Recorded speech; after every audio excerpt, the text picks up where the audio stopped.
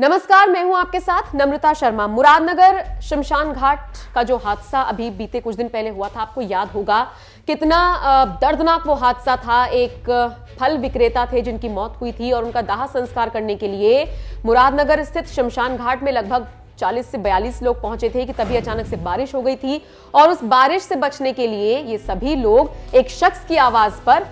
एक जो लेंटर वहां पर अक्टूबर में ही बना था उसके नीचे जाकर खड़े हो गए थे। बारिश की वजह से अचानक से भरभराकर वो लेंटर गिर गया था और उसमें लगभग 30 से 35 लोग दब गए थे जिनको मलबे से बाहर निकाला गया था, जबकि ऑन द स्पॉट 16 लोगों की मौत हो गई थी और बाद में ये मौत का आंकड़ा 25 तक पहुंच गया था। इन सब के बीच एक 14 साल का बच्चा है जो बहुत ज्यादा अब सुर्खियां बटोर रहा है और उसके हिम्मत की चर्चा हर जगह हो रही है। दरअसल ये बच्चा जो है इसका नाम अंश है और ये 9th क्लास में पढ़ता है और ये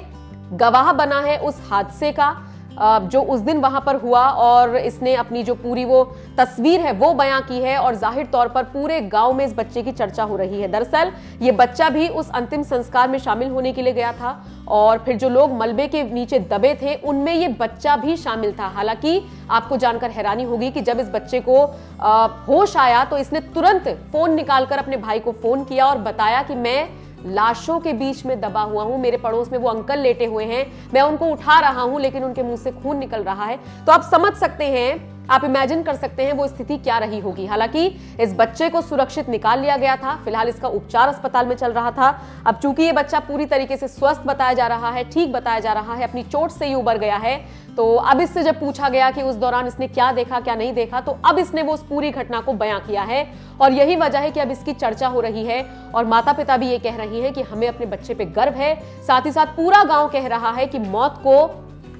इतने करीब से देखने के बाद ये बच्चा लौटा और आप सोचिए कि कितनी ही लाशों के बीच में ये बच्चा दबा हुआ था, लेकिन इस बच्चे ने हिम्मत नहीं हारी।